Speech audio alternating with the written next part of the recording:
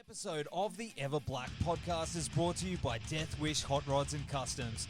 Check out their Instagram for all their new t-shirts, caps, beanies, cups, and the all-new Atomic Death lineup. Hey, this is Trevor Sternad from the Black Dahlia Murder here, and you're listening to the Everblack Podcast. Hey, human skull, this is odorous from Guam. Going to the Fear Factory. This is George Corshunner Fisher. This is Jasmine Devil Drop. This is Wade from Our Last Enemy. Magnificent Suicidal Tendencies. Hey, this is Wednesday 13. This is Rex from Kill Devil Hill. This is Gary Bleak from Sepultura. You're listening to Everblack Podcast.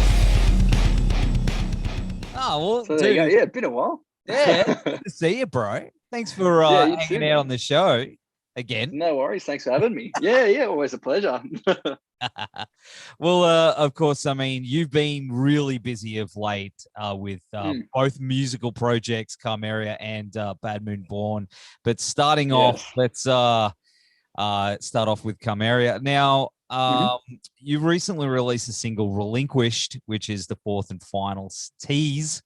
Big tease for the album, which comes out this week on May 14th. Now, how do you pronounce the album title? Advenae. Advenae? Awesome. Yeah. I was trying to say, I wanted to sound, right. Well, see, I think I think the actual pronunciation of it is like, but I feel a bit wanky doing that, so I just say it how it's spelt, which works for me. I find. See, I get the bogan that comes out, and it just butchers. Yeah. It. So that's it. But it comes out this week, man. So far, this thing is sounding fucking huge, and the response has been incredible as well. Man, how you feeling about it, dude? You got to be pumped. Dude, oh fuck, man! I'm really excited for it. But this album has been 6 years in the making, so it's kind of been gone through all these different stages. So, I'm now that we're on the home stretch, it's quite emotional. It's quite overwhelming, and being in that sort of final week of preparation right before it drops, it's getting pretty intense, man. But yeah, I'm so excited. Absolutely can't wait to see what people think of it, and the response to the previous album singles has all been really good. Got attention sort of all over the world and stuff like that. So that's been pretty amazing. But really, really hanging for Friday, man. I absolutely can't wait to get this out there. Absolutely. Well, of course, the videos you released were incredible as well, especially thanks, man. To Lead the Blind Man. Yeah. Huge. Yeah. That thing is really cinematic and, massive, the sets and the costumes and everything like that. How was it putting that together? Man, that was a lot of fun. It was a lot of work. It was our first time working with a new director. His name's Roderick Grae. Absolutely incredible person to work with. He's actually a family friend of Mishka's, our keyboard player. Oh yeah. And so we got that sort of hook up through him. Obviously, having done the previous video clips, we were sort of looking at using this as the last sort of big finale in terms of an official music video ahead of the album. And so we were sort of looking to build a bit of a team up and kind of build a set and all that kind of stuff. And that's where he came in. I sort of had an idea of what we wanted, and I've got this little process where I'll draw up a brief and give them the lyrics and the audio and all that kind of stuff, and say, here's what I'm thinking, fucking go nuts. and he's got this whole team behind him. So, on set, you've got, 15, 20 people around, all doing different jobs. It was absolutely mental, being a part of that and filming it in a TV studio as well, where you've got, people on ladders, rigging up the lights and other people building the set while you're in makeup, and the lights are going everywhere. And it was just, it was such an incredible experience, man. And we had so much fun with it. I think we shot for we wanted to get it all done in one day, so I think it ended up being a 16-hour day. It was ridiculous. That's hectic. But I had a lot of fun and was so good to work with a full team. It was just something that none of us had done before. So that was really exciting. Yeah, it looks massive. So thanks, man. That kind of explains it. Behind the scenes, you don't really know what's going on. You know what I mean with bands are usually, can do things, usually Mm. phones and stuff these days, but it doesn't look as big as that. So that explains it. You had the whole crew and everything happening in the background. But how did you build some of the sets yourself and get into that side of things?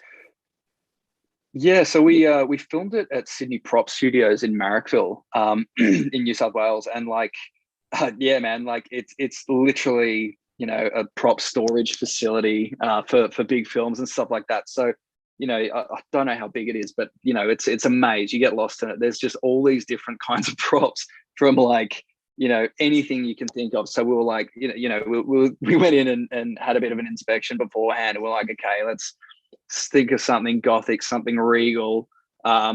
Should we have a look at building a castle? What do we want? And then we found this massive fucking tree, and we were like, oh man, that looks really cool. Like, can we somehow look at incorporating that? And then moving it was a nightmare because it was just ridiculously heavy, and we had to sort of pull it all apart, throw it onto trolleys, wheel it into the TV studio, rebuild it, and then bring in all the other props, like the big sort of stone pylons and the candelabras and all that kind of stuff. So yeah, a lot of fun, but a lot of work. Did you find anything in the prop sort of place that you've recognized from something else? Yeah, look, there was definitely an Iron Throne from Game of Thrones. I don't think it's the one they actually used, but it was bloody convincing. So but there was so much stuff, like anything from big Hollywood signs to statues of clowns. It was mental. Like anything that you could think of, they had it. It was nuts, and they were so easy to work with as well. Just really, really good bunch of people. So that was great. That's awesome, man. Well, yeah. I mean, this record seems like it's a real labor of love and a long time coming for you, as you mentioned. But yeah, getting it all together, was it really difficult over the last year, especially?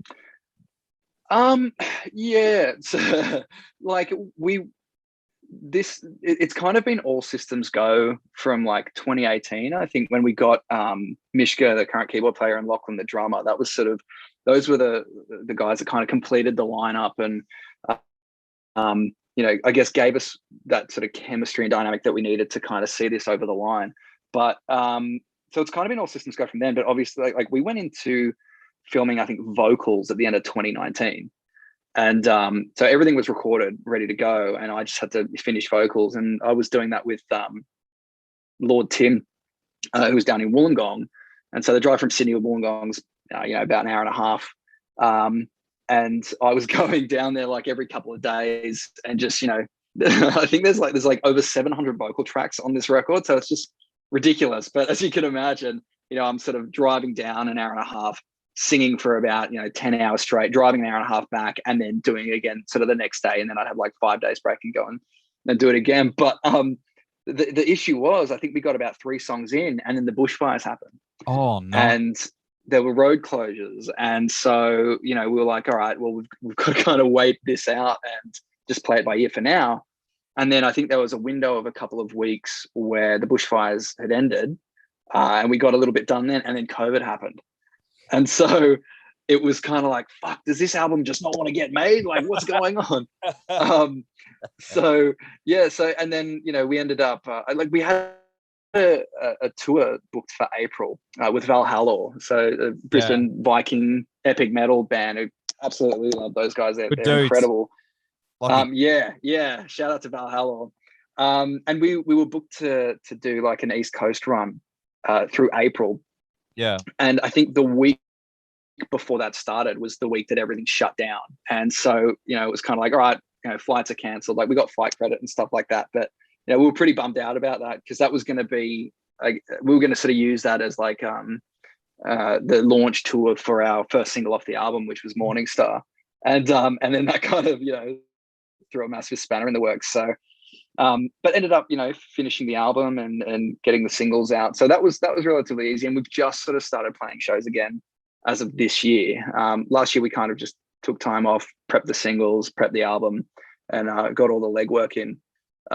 But yeah, so the last year is definitely, we've had to kind of adapt pretty quickly. And the more sort of developments start coming along, you've kind of got to switch and change and figure it out. But everything looks to, don't want to jinx it, but everything looks to kind of be getting back on track now. Yeah, touch wood. I think, but yeah, it's now that we're sort of in that last week, it's really exciting, and it feels like such an achievement, especially not just to get out, our debut album, but to do it in spite of all these obstacles as well. So yeah, absolutely, brother. But how was it working with Lord Tim?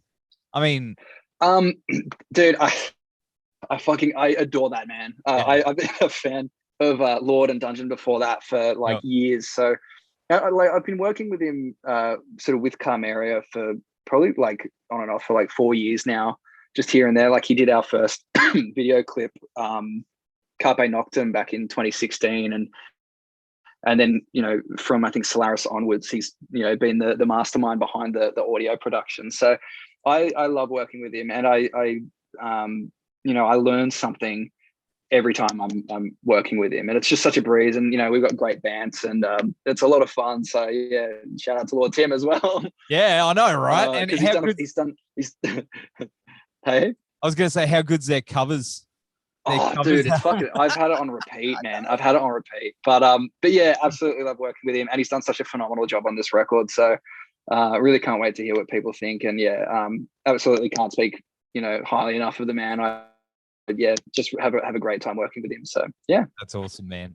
You got more shows to coincide with the release and things like that now that things. Yeah, so we're doing an official album launch show on the 29th of May at the Factory Floor in Sydney, and that's with our mates in Salem and Wicked Sisters. So Salem have actually put on the gig, and they hit us up asking if we wanted to headline it. We're like, you know what, that's 2 weeks after the album drops. That could be, a good opportunity for the album launch. So we sort of, co-opted that with them. And now we're just sort of working at bringing it to life. I think it'll be a lot of fun. It's going to be very gothic, very theatrical. So, all that kind of that gothic goodness that I guess people have come to expect from us. Yeah. We need that up here. Oh man, we'll be coming up there soon. I think we're looking at a couple more shows. Maybe around September, October, if you keep dropping an eye them out. hints. Might be, all right, September. That may be getting announced soon, but interesting. Yeah. All right, keep your secrets. But yes, for now. Don't worry. All right, okay. I'll send you a message off camera. Man, we need that. We need the darkness in the sunny coast. But that's it, yeah. But of course, I mean, onto Bad Moon Born. You got recently released single Heart Hollow, which also got a really good response. Yeah. Man, and you're about to release the new one, Reins, and that comes out May 14. Yeah. I'll get onto that. I've got an idea with that. But that's part of an EP as well. Is that right? Yeah.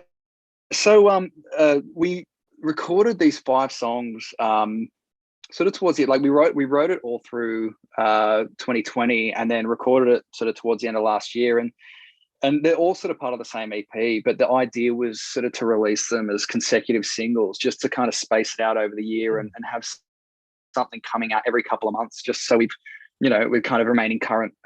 So it is all part of the same EP, but it's going to be staggered as sort of individual songs. And we'll drop it, at the end of, whenever the 5th single comes out, which will probably be later this year, we'll drop it as like a full EP, and we might sort of remaster it a bit or something and just give it a little bit of something else. But that's pretty much the plan moving forward. So that's awesome, man. Hey, it's your year, brother. Dude, I'm so under the pump, but it's all good fun, Keeps me busy, so that's important. That's it. But of course, Reins, it's a very personal song, and it's an emotional look with look at living with C-PTSD. Bit of a mouthful. it is for me tonight. Sorry, I'm struggle street, but no, you're right, man. It's just the start of the week, but I could imagine that would have been difficult to work on musically, but I think it's very important. I think it's going to help a lot of people hear that. How was it going through that process? Look, it was quite challenging. I as a lyricist, I kind of focus I've always sort of focused more on, I guess, fiction, like that dark fiction kind of side, and that I guess sort of that more darker poetry kind of stuff. So this song in particular, and sort of the EP on the whole, is, I guess, my first outing really addressing issues that I face personally in terms of mental health and that kind of, that sort of inner turmoil that I guess a lot of people can really relate to. So it was quite challenging when Voya and I sort of sat down to write the songs and in turn the lyrics, when it was kind of sort of apparent, like it didn't really feel forced. The lyrical nature of the song was kind of just came quite naturally. So when we sat down to properly pen the lyrics, it became quite obvious very quickly what these songs were going to be about, and how we were going to need to write these lyrics. And it was, coming from a place of like, Voya was great in, I guess, respecting where I was coming from in terms of addressing these issues. And he was sort of very patient and very respectful in us kind of writing these lyrics so that they would still be personal, but also respect the topic. Because obviously, like, we're tackling a lot of really serious issues within these songs. So I think it's important to respect that, and ensure that you're doing it in a way that isn't kind of offensive or could send the wrong message, especially like in terms of engaging in certain behaviors and all that kind of stuff. Yes. So yeah, it was quite challenging, but very cathartic, and I definitely got a lot out of it. But still kind of working through it. Like writing the press release, for instance, got me quite worked up, but I honestly didn't think that would happen. But trying to find a way of expressing what the song's about. So yeah, obviously there's still quite a lot of it's quite emotionally charging talking about this stuff. Yeah. But I think the goal behind it is to express through music, which I feel like a lot of people can connect with. And I as you said before, I hope that a lot of people get something out of it that they might not be getting somewhere else. So that's the ultimate goal with it all. I think it's taken a lot of bravery as well on your part, mate, and I respect that a lot. Being able to. I appreciate you saying that. Yeah, because art, man, like, it's, as as a vocalist and putting pen, we can write about anything, but when we face those things, and I think it's amazing what you're doing, brother.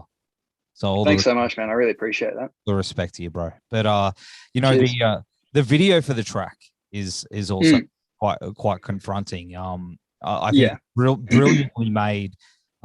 But I'll be honest, I did find a couple of the shots a little confronting and to watch, of course. But how was it having the support of the band behind you when you were making that video? Yeah. So that was great. They were fantastic about it.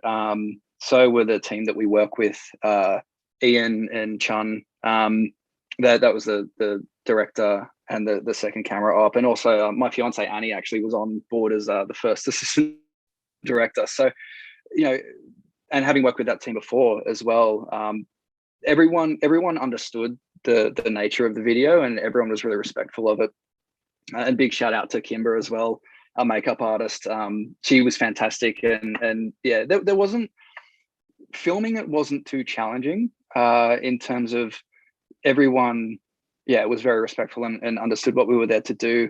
The challenge came from actually when the moment we had to perform, and I was finding myself almost putting myself in that headspace to get an authentic performance.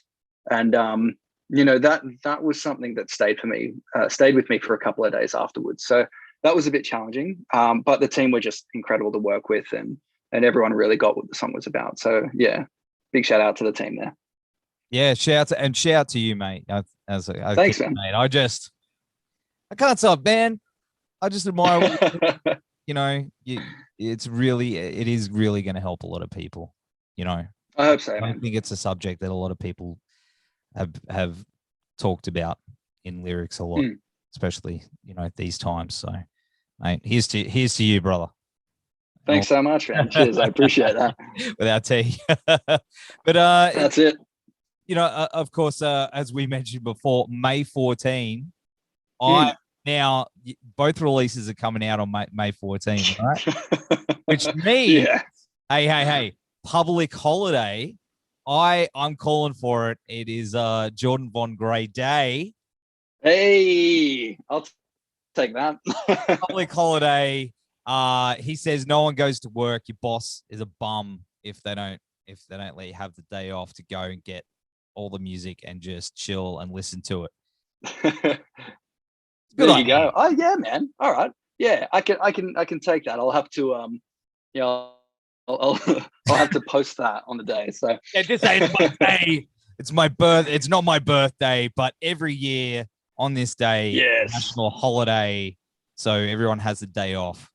Just remember that time I was burning the candle at both ends, releasing two separate bands things on the same day. Yeah.